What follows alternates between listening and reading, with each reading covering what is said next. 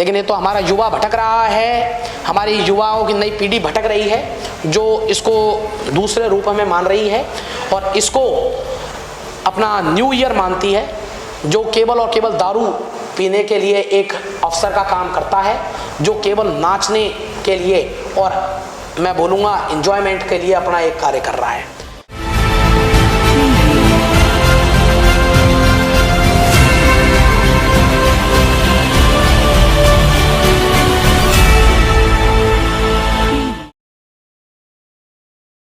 सूरज शर्मा और आप देख रहे हैं आपका अपना तेजी से बढ़ता digital news channel JDP news. आज हमारे साथ मौजूद है एक खास मेहमान जो किसी परिचय के मोहताज नहीं। आज हमारे साथ मौजूद है श्री अखिल जी द्विवेदी जो कि विप्र सेना से राष्ट्रीय प्रवक्ता है। आइए करते हैं इनसे कुछ खास बातचीत। तो भाई साहब का सबसे पहले तो बहुत बहुत स्वागत। सर, आपसे मेरा पहला सवाल रहेगा कि विप्र सेना क्या है, वह कब बनी?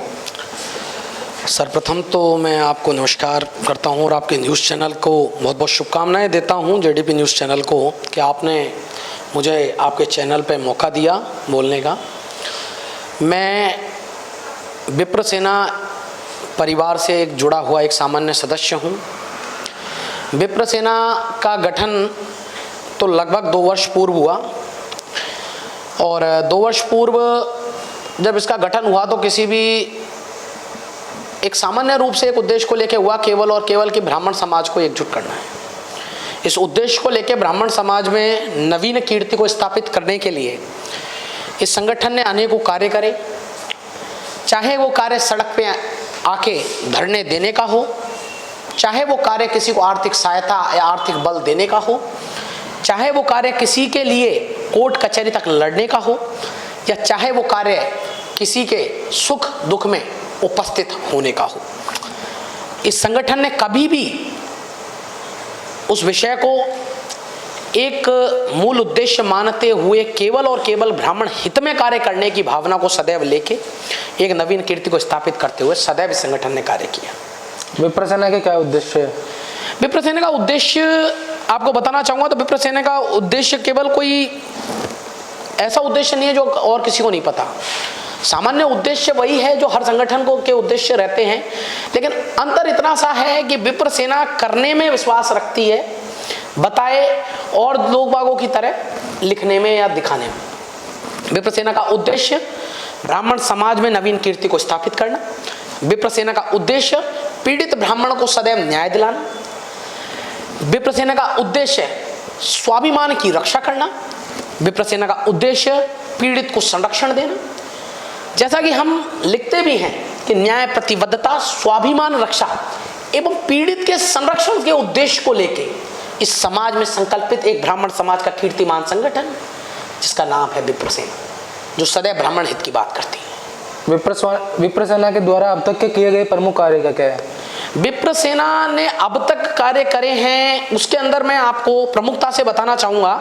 तो विप्र सेना ने जितने भी कार्य करे हैं उसके अंदर ब्राह्मण समाज को जहाँ भी जरूरत पड़ी हो, मैं आपको बताना चाहूँगा, चाहे वो हमारे समाज के शंभू पुजारी हत्याकांड वाला विषय हो, उसको न्याय तक लेके आना, उस परिवार को न्याय दिलाना, उसको आर्थिक सहायता देना, चाहे सड़क पर उतरकर ब्राह्मण समाज की ताकत को दिखाना, चाहे आर्थिक बल देते हुए ऐसे परिवार जिनके घर में मंदिर माफी की जमीन को लेकर जिस प्रकार के पुजारियों के साथ जो केसेस आपके सामने आए हैं, मीडिया के सामने आए जो हुए, उनको आर्थिक रूप से जो संकट उनके ऊपर आया तो उनकी सहायता करना हो, चाहे चिकित्सा के क्षेत्र में आप जाएं तो विभिन्न अस्पतालों में एमओयू के माध्यम से ब्राह्मणों को उचित दरों पर ब्राह्मणों का इलाज करना, जहां निःशुल्क की आवश्यकता हो सके वहां निःशुल्क की व्यवस्था कराना, चाहे कोरोना काल के अंदर मैं आपको कार्य बताना चाहूंगा तो एकमात्र ऐसा संगठन जिसने सरकारी अस्पताल RUHS के बारे में मैं खुद भी उपस्थित रहा, हर दिन वो रसोई चलती रही और हर दिन हर भूखे के पेट का सहारा वो निवाला विप्र सेना बनती रही। मैं बताना चाहूँगा उस कोरोना काल के अंदर किस प्रकार से हमने, चाहे वो सैनिटाइजेशन का काम हो, कार्यकर्ताओं ने, विप्र सेना के कार्यकर्ताओं ने अपने कंधों पर सैनिटाइजर मशीन को लाद लाद के, जिस प्रकार से आरयू जैसे RUHS जो अस्पताल है, इस तरीके के अस्पताल जहाँ लोग जाने से घबरा रहे थे, वहाँ अंदर तक उनके वार्डों में जा जाके वहाँ, चाहे उनके द्वारों पे उनके वहाँ पर सैनिटाइज करने का कार्य हो, चाहे वहाँ पर उनके परिजनों को भोजन पहुँचाने का कार्य हो, चाहे उनको आर्थिक संकट में जूझ रहे हो आर्थिक सहायता या आर्थिक बल प्रदान करने का कार्य हो, चाहे समाज को कोई भी संबंधित कोई भी आवश्यकता रही हो किसी भी रूप में, चाहे बेड उपलब्ध करवाने का कार्य हो, मैं बताना चाहूँगा उसके अंदर विप्र सेना ने अपना महत्वपूर्ण योगदान दिया। जैसा कि राजस्थान में लगातार दिनों दिन ब्राह्मण समाज में ब्राह्मण पुजारियों की हत्या हो रही है जी, इस पर आप सरकार से क्या मांग करना चाहेंगे? मैं सरकार से, हमने पहले मांग की थी कि विप्र कल्याण बोर्ड का गठन हो, और विप्र कल्याण बोर्ड के गठन के लिए विप्र सेना ने अपनी आवाज बुलंदी से उठाई थी। तो आज मैं राज्य सरकार का धन्यवाद भी देना चाहूँगा कि राज्य सरकार ने हमारी इस बात को माना और विप्र कल्याण बोर्ड का गठन किया, जिसके तहत हमारे विप्र समाज के महेश जी शर्मा जी को हमको अध्यक्ष निर्वाचित किया गया, अध्यक्ष बनाया गया, मनोनीत किया गया, और उनके रूप से हमने ब्राह्मण समाज की कई आवाज़ों को और कई अब तक के जो विवाद और मामले हुए उनको लेकर सरकार तक उनके माध्यम से हमने वो मामले पहुंचाए। और आगे भी मैं सरकार से उम्मीद यही करना चाहूँगा कि इसके ऊपर एक विशेष कानून बनाया जाए, क्योंकि कब तक पुजारी, कब तक इस चीज़ का शिकार होते रहेंगे। अगर पुजारियों को, जब कि कोई समय था जब पुजारियों के लिए इतना मान सम्मान रखा जाता था कि इसलिए पुजारियों को मंदिर माफी की जमीन दी जाती थी, ताकि सर्व समाज की नज़र में पुजारियों के प्रति इतना सम्मान था, एक अलग ही उनका, एक अलग उनको पदवी दी जाती थी, जिसके तहत राजा महाराजाओं द्वारा उनको मंदिर माफी की जमीनें दी जाती थी। और आज वो समय है कि उन्हीं के वंशज, उन्हीं के लोग आज पुजारियों को वो सम्मान उनसे छीन रहे हैं, उल्टी जो उनके पूर्वजों ने जो चीज़ें उनको दी उनसे छीनने का प्रयास कर रहे हैं, चाहे धोखाधड़ी से हो, चाहे मार के हो, चाहे दादागिरी से हो, किसी भी रूप से उनसे मंदिर माफी की जमीन छीनी जा रही है। तो मैं तो राज्य सरकार से, माननीय मुख्यमंत्री महोदय से अपील ही करूंगा आपके माध्यम से कि अगर मेरी बात उन तक पहुंचती है तो इस रूप में वो केवल और केवल इधर पुजारियों के लिए आप थोड़ा सा इस चीज़ को, इस संकट को टालने के लिए कानून बनाया जाए, जिसके तहत मंदिर माफी की जमीन पुजारियों के लिए ही रहे और उस पर किसी प्रकार का भी कोई कब्जा ना कर सके। जैसा कि पिछले दिनों ब्राह्मण समाज पर अभद्र टिप्पणी की गई थी, JNU में लिखा गया था कि ब्राह्मण बनिए भारत छोड़ो जी, इस पर आपकी क्या राय है? देखिए, मैं एक चीज बोलूंगा, जिन्होंने लिखा था कि ब्राह्मण बनिए भारत छोड़ो, तो उनको खुद को पहले अपना खुद का ये ज्ञात होना बहुत जरूरी है कि जिस विद्यालय में वो पढ़ते हैं, उस विद्यालय का जो नाम है ना, उस व्यक्ति जिसके नाम से उस विद्यालय का नाम चलता है, उसने भी अपने नाम के आगे पंडित लगाना ज्यादा उचित समझा अपनी ख्याति को प्राप्त करने के लिए। मैं बात कर रहा हूं पंडित जवाहरलाल नेहरू जी की। और उन लोगों का क्या हकदार बनता है, उन लोगों से क्या मैं कहता हूं जो हमको कहते हैं ब्राह्मण बनिए कि छोड़ो, नहीं छोड़ेंगे। मैं सीधा स्पष्ट शब्दों में बोलता हूं, नहीं छोड़ेंगे। आप पे जो हो आप कर लेना। क्यों छोड़े हम? आपने दिया जो छोड़े। और कुछ बोलने से पहले और ये तथाकथित बयान देने से पहले और तथाकथित बयान लिखने से पहले थोड़ी अपने मानसिक पे जोर डालें, थोड़ा सा दिमाग लगाएं कि आप किसके लिए बोल रहे हैं। यह वह समाज है, यह अगर शास्त्र पढ़ना भी जानता है तो शस्त्र उठाना भी जानता है। इसको कभी भी ललकारे नहीं। इसी बात को मैं उन विद्यार्थियों को, विद्यार्थी मैं नहीं बोलूँगा साहब, क्योंकि जो विद्या का अर्जन करते हैं, जो विद्यार्थी होते हैं, उनको तो ये पूर्णतः नॉलेज होती है कि वो क्या लिख रहे हैं, क्या बोल रहे हैं, क्या चीज़ पढ़ रहे हैं।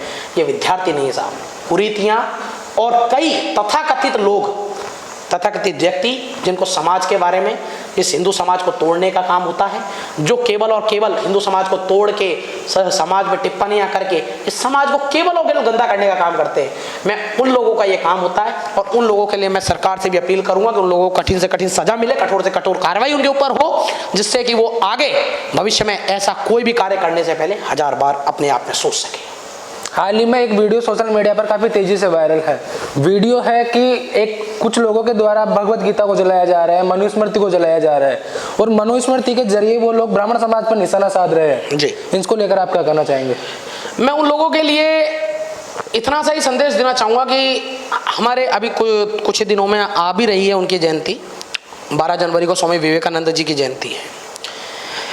मैं बात करता हूँ उनकी, हमारे उन देवता पुरुष व्यक्ति की जिन्होंने विदेश में जाके भी जब हमारे देश की, जब हमारे हिंदू राष्ट्र की बात कही, तो जब उनसे ये बोला गया कि भगवत गीता आपके उन पुस्तकों में नीचे नीचे रखी है और आपकी और सब पुस्तकों को, सब बाइबल और सारी पुस्तकों को ऊपर ही ऊपर उसके ऊपर रखा गया है, तो उन्होंने उसमें भी अपनी अच्छाई देखते उन्होंने भी यही एक ही चीज़ बताई कि भगवत गीता तो इन सभी ज्ञानों की नींव है। और वो लोग जो भगवत गीता और मनुस्मृति को जलाकर केवल और केवल अपनी प्रसिद्धि का एक कारण ढूंढ रहे हैं, केवल इसके पीछे कुछ नहीं है। आजकल जो आदमी कर रहा है, किसी महान व्यक्ति ने एक बात पहले बोल चुकी है ये बात कि घटम विन्यात पटम छिन्यात कुर्यात रासवरोहणम येन केन प्रकारेण प्रसिद्धो पुरुषो भवेत्, कि चाहे घड़े फोड़ो, चाहे वस्त्र फाड़ो, कुछ भी करो, चाहे गधे पे बैठो, लेकिन प्रसिद्ध हो जाओ। तो ये वो व्यक्ति है जो गधे पे बैठ के भी प्रसिद्धि पाना चाहते हैं। ये वो व्यक्ति हैं जो मनुस्मृति और भगवत गीता को जलाकर भी प्रसिद्धि पाना चाहते हैं। मैं इन लोगों की घोर निंदा कर सकता हूँ और इससे ज्यादा मेरे को सरकार ने हक नहीं दिया। अगर सरकार मुझे इनको सजा देने का भी हक देगी तो मैं इनको वह सजा दे सकता हूँ जिंदगी के अंदर ये दोबारा ये इस प्रकार का कोई कार्य नहीं कर सकते। अभी कुछ दिनों पहले विप्र सेना की ओर से ब्राह्मण स्वाभिमान रैली की गई थी जी, परशुराम जयंती के अवसर पर। उनमें कई युवाओं ने आपका सपोर्ट किया है जी। ब्राह्मण समाज के युवा बढ़ चढ़कर विप्र सेना में जुड़ रहे हैं। अब आने वाले समय में आपके द्वारा एक विशाल ब्राह्मण पंचायत का आयोजन किया जा रहा है, इसका उद्देश्य क्या है और कब होने जा रहा है? देखिए, जैसा आपने बताया कि हमसे युवा जुड़ रहे हैं, मैं ये बोलना चाहता हूँ केवल युवा ही नहीं, चाहे तरुण व्यवसायी हो, चाहे उद्योगपति हो, या चाहे हमारे ब्राह्मण समाज के वरिष्ठ जन हो। विप्र सेना एक ऐसा संगठन है जिसने अपनी कीर्ति को इस रूप से स्थापित किया, जिसके अंदर लोगों ने जुड़ने के लिए, हमने किसी को जुड़ने के लिए बोला नहीं, लेकिन लोग बाग जुड़ने के लिए अपने आप आए और अपने आप आगे हमारे कार्य को देखते हुए जुड़ रहे हैं। विप्र सेना ने सदैव उस कार्य को करके दिखाया जिसको बोला, उसी के तहत युवा इतनी संख्या में हमारे साथ जुड़ा और हमने इस प्रकार की ब्राह्मण स्वाभिमान यात्रा, जिसका नाम आप बता रहे हैं, उसका केवल यही था कि ब्राह्मणों का स्वाभिमान जगाया और स्वाभिमान जगा के और स्वाभिमान को प्राकट्योत्सव के रूप में हमने उस रैली का आयोजन किया और उसी के अंदर ब्राह्मणों ने अच्छी भागीदारी निभाई। और जैसा कि आपको विदित है, आप बता रहे हैं और आपके माध्यम से मैं भी जन जागरूकता में इस बात को बताना चाहूँगा कि आने वाले 19 मार्च 2023 को ब्राह्मण समाज का प्रगतिशील संगठन विप्र सेना एक बहुत ही बड़ा रोमांचक और बहुत ही भव्य कार्यक्रम करने जा रहा है, जिसका नाम है महापंचायत, ब्राह्मण महापंचायत। इस पंचायत के अंदर विप्र सेना एक आयोजक की भांति अपनी भूमिका अदा कर रही है। बाकी पूर्ण रूप से इसके अंदर सर्व ब्राह्मण समाज के समस्त संगठन भी इसके अंदर अपनी भागीदारी निभा रहे हैं और आने वाली 19 मार्च को आप देखेंगे कि एक ब्राह्मण समाज का एक अदम्य साहस का प्रतीक के नाते जो आप देखेंगे कि किस प्रकार के कितना ब्राह्मण यहाँ इकट्ठा होगा एक स्थान पर और किस प्रकार हमारी ताकत, जिसका उद्देश्य केवल और केवल व्यासपीठ से राजपीठ तक पहुंचने का होगा, किस प्रकार से राजस्थान की राजनीति के अंदर, राजस्थान विधानसभा की राजनीति के अंदर जो बोलबाला पहले ब्राह्मण का था उसको वापस लाने का अब होगा। और उसी उद्देश्य को लेके अभी तक की मैं आपको जानकारी देता हूं, मेरे लिए अत्यंत सौभाग्य का विषय है कि आप सभी के सहयोग से हमें अभी तक लगभग 12,000 रजिस्ट्रेशन तो हमारे मिस कॉल के माध्यम से हो चुके हैं और लगभग 12 से 13,000 ही हमारे रजिस्ट्रेशन बुकलेट के माध्यम से हो चुके हैं। तो लगभग 25,000 लोग अभी तक हमसे इस रजिस्ट्रेशन से उन्होंने अभी ब्राह्मण महापंचायत के लिए करा रखा है। बाकी मैं और भी अपील करूंगा कि और भी लोग इससे जुड़े और इसकी उम्मीद है हमें कि लगभग 75,000 तक के रजिस्ट्रेशन, 50,000 से 75,000 तक के रजिस्ट्रेशन जाएंगे और लोग हमसे जुड़ेंगे और ऐतिहासिक कार्यक्रम आपको देखने को मिलेगा। बहुत ही अनेकों चीजें आपको देखने को मिलेगी, गणेश निमंत्रण होगा, पुष्प वर्षाएं होंगी और बहुत ही भव्य रूप से उस स्थान पर आप कार्यक्रम को जब देखेंगे तो एक आपको एक मैं बताना चाहूँगा ऐसा स्वयं पर भी गर्व महसूस होगा कि हमारे हिंदू समाज में एक ब्राह्मण समाज ने जो कीर्ति स्थापित की है वो अनेकों बार में आप उसको व्याख्यान नहीं कर सकेंगे कि इतना अच्छा कार्यक्रम होने जा रहा है। साथ ही इसके अंदर हमने एक उद्देश्य और बनाया है कि राजस्थान विधानसभा के 200 मेंबर्स जो हैं उनको भी हम निमंत्रण हमारा पहुंचेगा। इसके साथ ही जो उनके विपक्ष में जो मेंबर्स रहे उन सब तक भी हमारा निमंत्रण जाएगा, वो भी हम उनसे भी अनुरोध करेंगे वो भी इस कार्यक्रम में पधारें। साथ ही देश भर से ब्राह्मण यहाँ आएंगे, देश भर के कई लोग यहाँ पर आएंगे, साथ ही कई उद्योगपति देश के बाहर से भी कई ब्राह्मण उद्योगपति और वरिष्ठ जन जो हैं, बड़े लोग हैं, भामाशाह हैं, वो भी बाहर से यहाँ पर आएंगे और बहुत ही जोरदार और इस भव्य कार्यक्रम को सफल बनाएंगे। कौन कौन से बड़े राजनेता इस कार्यक्रम में शिरकत कर रहे हैं? बड़े राजनेता के रूप में मैं अभी आपको कोई जानकारी नहीं दे पाऊंगा, क्योंकि अभी हमारा कोई भी किसी भी राजनेता या व्यक्ति से इस कंफर्मेशन अभी तक नहीं है कि कौन इसके अंदर शामिल होगा। जिनसे कंफर्म हो गया है उसकी जानकारी अभी मेरे पास नहीं है। वो जानकारी अगर मेरे को मिलेगी तो मैं आगे भविष्य में आपको इस चीज को बताना उचित समझूंगा। लेकिन यह है कि अनेकों राजनेता इसके अंदर ब्राह्मण समाज के उपस्थित होंगे और समाज को नई दिशा देंगे। ब्राह्मण पंचायत में केवल राजस्थान से ही लोग आएंगे या पूरे देश से? नहीं, मूलतः राजस्थान से रहेंगे, प्रदेश भर से रहेंगे, लेकिन ऐसा नहीं है, देश भर से भी कई लोग इच्छुक लोग हैं और जो यहाँ आना चाहते हैं, ब्राह्मण समाज की कीर्ति में अपना योगदान देना चाहते हैं, वो यहाँ पधारेंगे। और यहाँ की मैं बताना चाह रहा हूँ कि देश के बाहर से भी कई उद्योगपति और कई भामाशाह ब्राह्मण समाज के जो हैं वो भी यहाँ पर आएंगे। जैसा कि कल नववर्ष है, नववर्ष पर आप युवाओं को क्या संदेश देना चाहेंगे? नववर्ष के लिए सर्वप्रथम तो मैं इसको नववर्ष नहीं कहूँगा, ये साहब न्यू ईयर है, क्योंकि नववर्ष तो हमारा चैत्र शुक्ल प्रतिपदा होता है, हिंदू नववर्ष, हम तो उसी को मानते हैं। लेकिन ये तो हमारा युवा भटक रहा है, हमारी युवाओं की नई पीढ़ी भटक रही है जो इसको दूसरे रूप में मान रही है और इसको अपना न्यू ईयर मानती है, जो केवल और केवल दारू पीने के लिए एक अवसर का काम करता है, जो केवल नाचने के लिए और मैं बोलूँगा एंजॉयमेंट के लिए अपना एक कार्य कर रहा है। बाकी मैं तो यही बोलूँगा, अगर आप इसको नववर्ष मानते हैं तो इसको नववर्ष माने तो इस प्रकार माने कि दारू से नहीं, शराब से नहीं, इसकी शुरुआत अनेकों संगठन और अनेकों हमारे भामाशाह लोग दूध से करना चाहते हैं, उनका साथ दें और नववर्ष पर एक नई कीर्ति को वापस से समाज के लिए स्थापित करते हुए नववर्ष को आप बहुत ही हर्षोल्लास के साथ मनाएं और आराम से दूध पिएं और किसी प्रकार के भी कुरीतियों में ना फंसते हुए केवल हिंदू समाज का साथ दें, क्योंकि अगर हिंदू समाज नहीं बचेगा तो इस न्यू ईयर को भी क्या मनाओगे मेरे साथियों। बस मेरा यही आप सभी से अनुरोध है। वंदे भारत मातरम। जो युवा विप्र सेना में जुड़ना चाहते हैं वो किस प्रकार आपसे जुड़े? मेरे से जुड़ने के लिए तो कोई जरूरत नहीं है, लेकिन अगर विप्र सेना से अगर जुड़ना चाहते हैं तो विप्र सेना से जुड़ने के लिए तो केवल और केवल एक ही माध्यम है कि आप हमसे संपर्क कर सकते हैं, हमारे टोल फ्री नंबर पे संपर्क कर सकते हैं, हमारे राष्ट्रीय प्रमुख जी के नंबर है उस पर संपर्क कर सकते हैं, आप मेरे नंबर पे भी संपर्क कर सकते हैं और अपना विप्र सेना का हमारा जो नंबर है उस पर रजिस्ट्रेशन भी करा सकते हैं।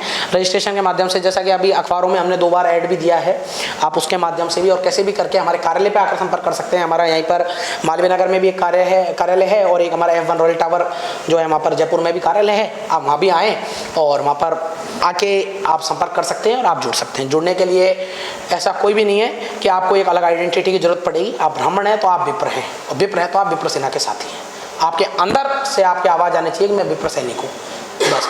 बाकी आप जुड़ना चाहें तो आपको नंबर मैं आपके माध्यम से साझा कर दूंगा, तो आप उस नंबर पर संपर्क करके और उसके माध्यम से जुड़ सकते हैं। ब्राह्मण पंचायत को लेकर युवाओं को आप क्या संदेश देना चाहेंगे? ब्राह्मण पंचायत को लेकर तो मैं युवाओं को केवल और केवल यही संदेश है कि मेरे भाइयों, आज ज़रूरत है आप लोगों की।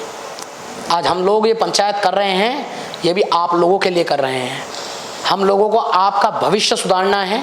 हम चाहते हैं ऐसे ब्राह्मण युवा जो राजनीति के अंदर अपनी कुशल मेहनत को बार बार हर समय तक करते जा रहे हैं, तो उनको मौका मिले और उनको मौका जब ही मिलेगा जब वो अपनी ताकत दिखाएंगे। तो मैं आप सभी युवाओं से अनुरोध करूंगा कि 19 मार्च ये डेट अपने दिमाग में फिक्स कर लेना। 19 मार्च को आपको आना है, जरूर आएँ, अपनी शक्ति दिखाएं और व्यासपीठ से राजपीठ तक का रास्ता बनाएं। जी सर, बहुत बहुत धन्यवाद। बहुत बहुत आभार, बहुत बहुत धन्यवाद JDP न्यूज़ और आपका भी सूरज जी कि आपने मुझे मौका दिया सर।